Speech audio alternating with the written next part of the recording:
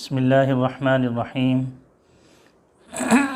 الحمد لله الذي هدانا لهذا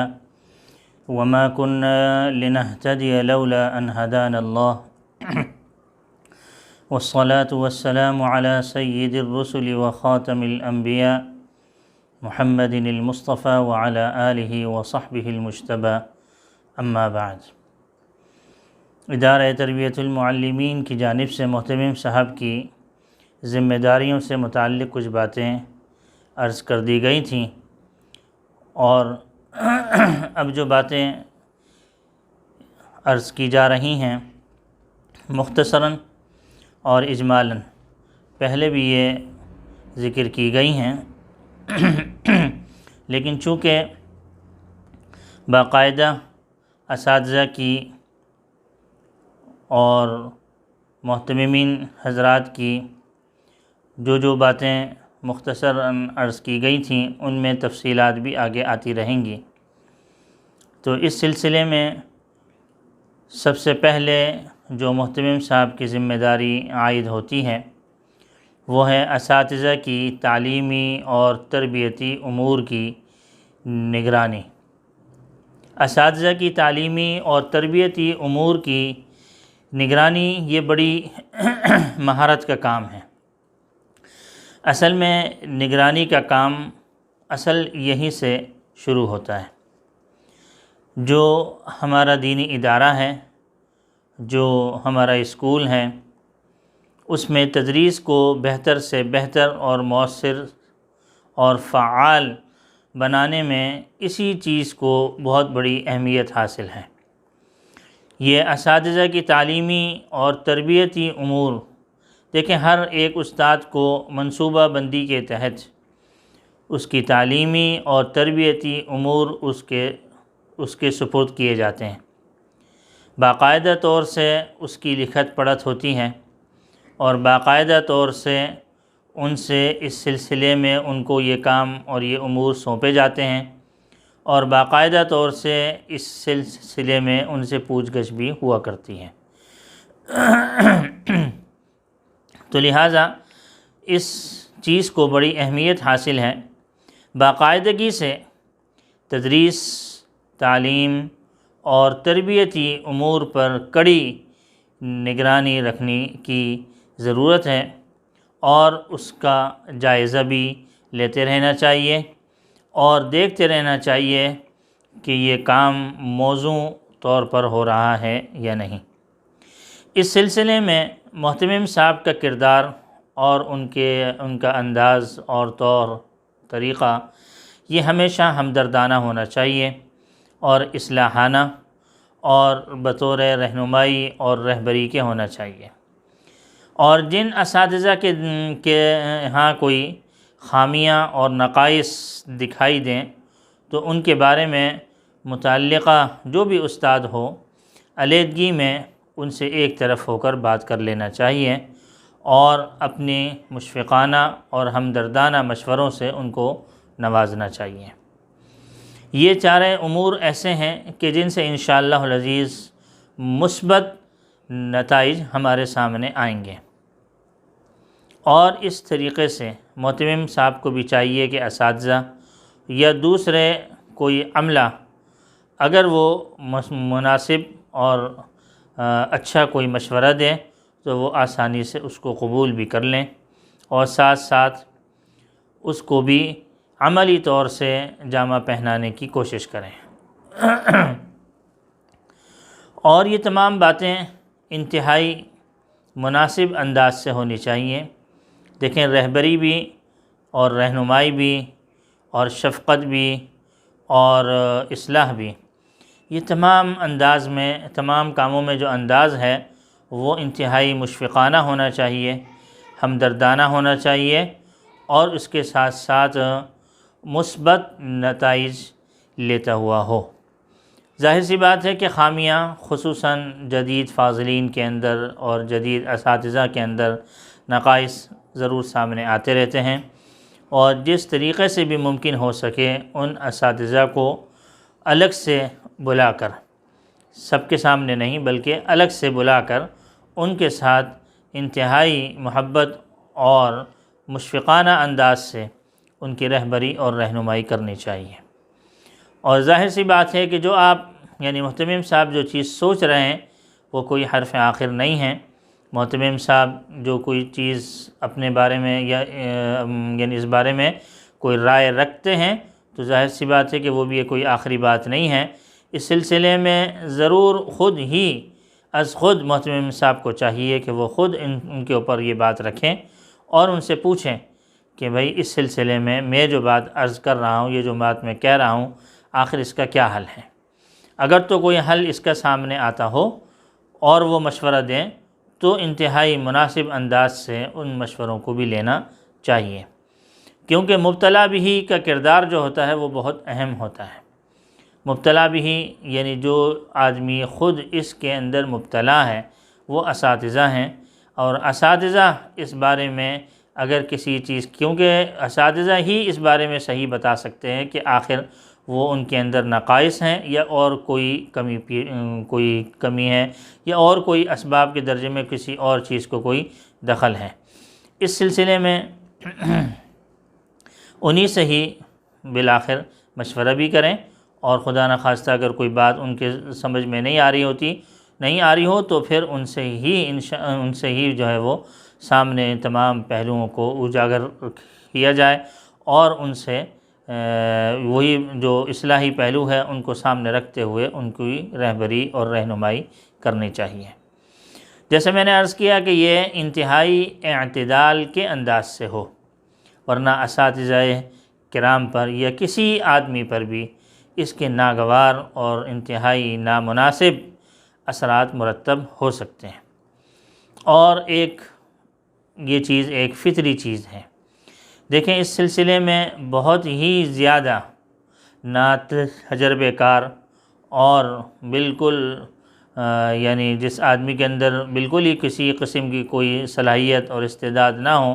ظاہر ہے کہ ایسے اساتذہ کے اوپر تو محنت نہیں ہوتی۔ جو کسی درجے میں اساتذہ بننے کی صلاحیت رکھتے ہوں ان کو لے کے چلنا ہوتا ہے۔ تو لہٰذا اگر کسی بھی قسم کی کوئی بھی ایسی باتیں سامنے ہوں تو ان کی رہبری اور جو ان کے اندر جو نقائص اور خامیاں ہیں ان کو دور کرنے میں اعتدال سے کام کرنا چاہیے۔ اور یہ ایک فطری چیز ہے۔ اس فطری چیز میں اس چیز کو انتہائی دخل ہے یعنی اس بات کا کہ کسی نہ کسی انداز سے جو ہم بات کر رہے ہیں، جو ہم محنت کر رہے ہیں، اس کا کوئی نہ کوئی مثبت رزلٹ ہمارے سامنے آنا چاہیے۔ اور اچھے طریقے سے اس بات کو بھی سمجھ لینا چاہیے کہ اگر ان کی جانب سے کسی بھی قسم کی کوئی اچھائی پیدا ہو اور کوئی مناسب اور اچھے نتائج سامنے آئیں تو ضرور بضرور ان کی تعریف اور تحسین بھی کرنا چاہیے۔ اپنی خامیوں کو انہوں نے اپنے توجہ دے کر خوشی سے اس بات کو لیا اور خوشی سے اس بات کو لے کر آپ کی بات پر عمل کیا، تو محتمم صاحب کو چاہیے کہ وہ اس چیز کی تعریف اور تحسین لازمی کریں، حوصلہ افزائی کریں، ہمت افزائی کریں۔ اور محتمم صاحب کو یہ بھی ایک دیکھنے والی یعنی ایک بات یہ بھی ہوا کرتی ہے کہ ان کی جو حوصلہ افزائی ہو، اور یہ جو حوصلہ افزائی ہے یا ہمت افزائی ہے یا تعریف ہے اور تحسین ہے، تو یہ تمام باتیں کس کس وقت کرنی ہیں اور کس کس انداز کی کرنی ہیں اور کس کس استاد کی کرنی ہے۔ بعض مرتبہ ہمت افزائی، حوصلہ افزائی انفراداً بھی کرنی پڑ جاتی ہے، اور بعض مرتبہ اجتماعی طور سے بھی یعنی مجمع میں بھی کرنی ضروری ہو جاتی ہے۔ تو لہٰذا ہر استاد کے حالات کو دیکھتے ہوئے، ہر ایک کے نقص اور خامی کو دیکھتے ہوئے، اور جس نے اس چیز کو اچھے انداز سے لیا اور خامیوں کو دور کیا اور ان کی خامیوں اور اچھائیوں کو اور مناسب حالات کو دیکھ کر جس طریقے سے بھی محتمم صاحب مناسب سمجھیں، وہ ہر ایک کی اچھے انداز سے اور مناسب انداز سے حوصلہ افزائی بھی کریں، ہمت افزائی بھی کریں، تعریف اور تحسین بھی جاری رکھیں۔ یہ تعریف اور یہ تحسین یہ صرف اور صرف اس بات پر ہوا کرتی ہے کہ انسان کو یہ بات سمجھ میں آنی چاہیے کہ جب میرے اندر یہ خامی تھی تو انہوں نے میرے سلسلے میں توجہ کی اور اس سلسلے میں مجھے رہبری اور رہنمائی دی، اور ابھی جب میرے اندر یہ چیز دور ہو گئی ہے تو اس سلسلے میں بھی انسان یہ چاہتا ہے، ہر انسان کی ایک فطری چیز ہے، یہ عمل ہے کہ وہ یہ چاہتا ہے کہ وہ یہ دیکھے کہ آیا اس چیز کا بھی محتمم صاحب کو اندازہ ہوا ہے یا نہیں ہوا، یا اس چیز کا احساس ہوا ہے یا نہیں ہوا، تو اس چیز کا بھی اس کو احساس کر کے اور ان لوگوں کے سامنے سب لوگوں کے سامنے ہر ایک کی تعریف اور توصیف اور ہمت افزائی اور حوصلہ افزائی کرنی چاہیے۔ اساتذہ کے سلسلے میں ظاہر سی بات ہے کہ تعلیمی اور تربیتی امور کی جو نگرانی ہوا کرتی ہے اس میں سب سے پہلے اس چیز کو بھی دیکھنا چاہیے کہ آیا تدریسی اصول مناسب انداز سے ہر استاد کو آنے چاہیے۔ یہ باقاعدہ طور سے تعلیم اور تعلم یہ ایک تدریسی لحاظ سے اس کے مختلف پہلو ہوا کرتے ہیں، ہر درجے کا اپنا انداز تعلیم ہوا کرتا ہے، اور اس کے ساتھ ساتھ ہر عمر کے طالب علموں کے ساتھ پڑھانے کے اور بھی طریقہ کار ہوا کرتے ہیں۔ اس سلسلے میں محتمم صاحب کو چاہیے کہ ایسے تمام اساتذہ جن کی فراغت کو تقریباً 6-7 سال ہو گئے ہوں، تقریباً 5 سال ہو گئے ہوں، 5 سے 7 سال ہو گئے ہوں، تو ایسے اساتذہ کو بھی جدید اصولوں سے واقفیت کروانا اور ایسے کورسز کروانا کہ جس سے ان کے اندر جدید تعلیمی اصولوں سے ان کو واقفیت ہو جائے، اس چیز کی بھی رہبری اور رہنمائی کرنی چاہیے۔ اور جیسا کہ میں نے عرض کیا تھا پہلے بھی کہ اگر کوئی اساتذہ یعنی کوئی بھی استاد ایسا ہے کہ جو کہ تدریسی اصول اور ان کے قواعد ضوابط کے اوپر اس کو محنت اس نے نہیں کی اور ایسے اصول اس کے سامنے نہیں ہیں، تو تربیت المعلمین لازمی ایسے اساتذہ کو کروانی چاہیے کہ جن کو یہ معلوم ہو سکے کہ ہم نے ان حالات کے اندر جو کہ ہمارے سامنے ہیں اس وقت حالیہ یعنی زمانہ حال جو چل رہا ہے، اس سلسلے میں ہم نے اپنے طالب علموں کو ان کی عمر کے لحاظ سے، ان کی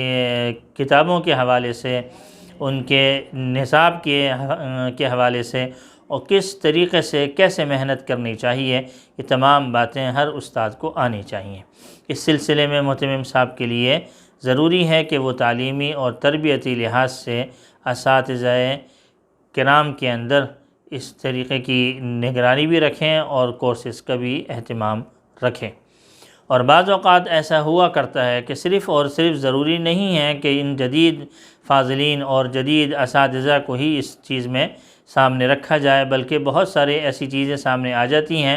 کہ دیکھیں جو آدمی پڑھا ہوا ہے آج سے 20 سال پہلے بھی، ظاہر ہے کہ وہ ایک قدیم استاد ہو گیا ہے، وہ ایک تجربہ کار استاد ہو گیا ہے، لیکن حالیہ جو زمانہ حال جو چل رہا ہے، جو ہماری جو اس زمانے کی جو ضروریات ہیں اور جو حالات ہیں اور جو استعداد ہیں اور جو طالب علموں کے ذاتی اور اس قسم کے صفاتی حالات و احوال اور معمولات ہیں، ان سے بھی واقفیت رکھنا ایک قدیم استاد کے لیے بھی ضروری ہوا کرتا ہے۔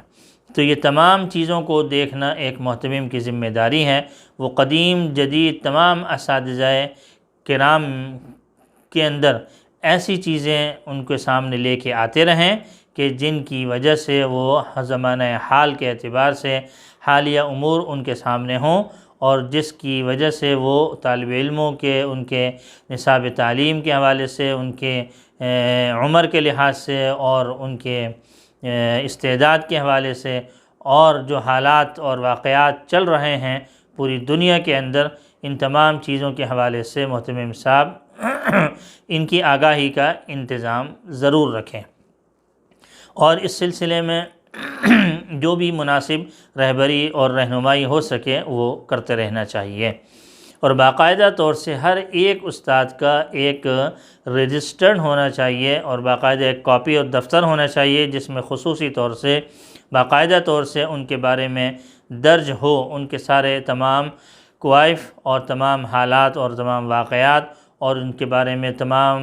امور اس کے اندر درج ہونی چاہیے، اور اس کی حفاظت کا بھی خوب اہتمام ہونا چاہیے، تاکہ ہر استاد کا ریکارڈ پورے طور سے محتمم صاحب کے سامنے موجود ہو، اور جو ان سے باتیں ہوئی ہوں اور جو بھی ان کے حالات و واقعات سامنے آئے ہوں، ان کو باقاعدہ طور سے اس دفتر میں درج کر لیا جائے، اس کاپی میں، اس رجسٹر میں درج کر لیا جائے، اور متعلقہ استاد سے اس پر دستخط بھی لے لیے جائیں، تاکہ معلوم ہو جائے کہ استاد کو ان باتوں سے ہم نے آگاہ بھی کر دیا تھا، اور کسی موقع پر وہ استاد بھی اس چیز کو دیکھ سکے کہ مجھے کن کن باتوں سے آگاہی دی جا چکی تھی۔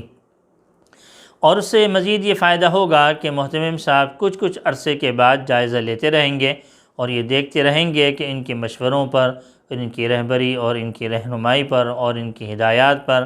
کس حد تک اور کس طرح عمل ہوا ہے، اور مزید اگر اصلاحات کی گنجائش باقی رہتی ہے تو وہ کس حد تک کرنی ہے، اور اگر اصلاح ہو چکی ہے تو اس سلسلے میں محتمم صاحب کی جانب سے ان کی کس قدر اور کہاں اور کیسے ان کی حوصلہ افزائی کی گئی ہے یا نہیں ہوئی ہے، ان تمام امور کی نشاندہی اس دفتر کے ذریعے ہو سکتی ہے۔ اس سلسلے میں پہلے بھی ہم نے یہ بات کی تھی کہ محتمم صاحب کے ذاتی اوصاف میں سے ایک بہت بڑی چیز ایک ہمدردانہ ایک رویہ ہوا کرتا ہے۔ اساتذہ کی تعلیمی اور تربیتی امور کی نگرانی کے سلسلے میں یہ ہمدردانہ رویہ اور یہ اس کے اثرات اساتذہ پر بہت ہی اچھے انداز سے اور مؤثر انداز سے سامنے آنے چاہیے، کہ ان کا ہرگز ان کے سامنے یہ مقصد نہ ہو کہ محتمم صاحب کا مقصد ہماری عیب جوئی کرنا ہے۔ یہ مقصد ہرگز نہیں ہے، بلکہ تعلیمی اور تربیتی امور کی بہتری اور ان کے کردار کو مؤثر بنانے کے لیے وہ ہمارے لیے یہ تمام چیزیں کر رہے ہیں۔ انشاءاللہ العزیز جب یہ بات پیدا ہو جائے گی تو اعتماد کی فضا بھی قائم رہے گی، اور اس طریقے سے جتنے بھی فتنے اور فساد کے دروازے ہیں وہ انشاءاللہ العزیز بند ہو جائیں گے، اور یہ محبت اور یہ برادرانہ ایک فضا اور ایک ماحول پیدا ہوگا۔ تمام عملے کے ہر فرد کے درمیان اگر کسی بھی قسم کا کوئی کھچاؤ ہے یا کوئی مزاج کی تبدیلی ہے تو انشاءاللہ العزیز ان چیزوں کے کرنے سے وہ تمام ماحول میں ایک بہتری محسوس ہوگی، اور مدرسے کی جتنے بھی تعلیمی اور تربیتی مقاصد ہیں انشاءاللہ ہم اس سے بہت قریب سے قریب تر ہوتے جائیں گے۔ خدا نخواستہ ان تمام چیزوں کے اوپر اگر عمل نہ کیا گیا یا اس کو برے انداز سے لیا گیا اور اس طریقے سے جس طریقے سے عرض کیا گیا ہے صحیح طریقے سے اس کے اوپر عمل نہیں کیا گیا تو ظاہر سی بات ہے کہ بہت سارے ہمارے دینی ادارے ان وجوہات کی بنا پر اپنا معیار کھو بیٹھتے ہیں اور اپنی اصلیت سے وہ کوسوں دور ہو جاتے ہیں اور اپنے منزل اور نصب العین سے وہ بہت دور ہو جاتے ہیں کہ جس کی بنا پر اس ادارے کی یعنی بدنامی بھی ہوتی ہے اور ساتھ ساتھ جو نیک شہرت ہے وہ بھی بالکلیہ ختم ہو جاتی ہے۔ اللہ جل شانہ ہم سب کی حفاظت فرمائے اور جو کچھ کہا سنا گیا عمل کی توفیق عطا فرمائے۔ وآخر دعوانا ان الحمد للہ رب العالمین۔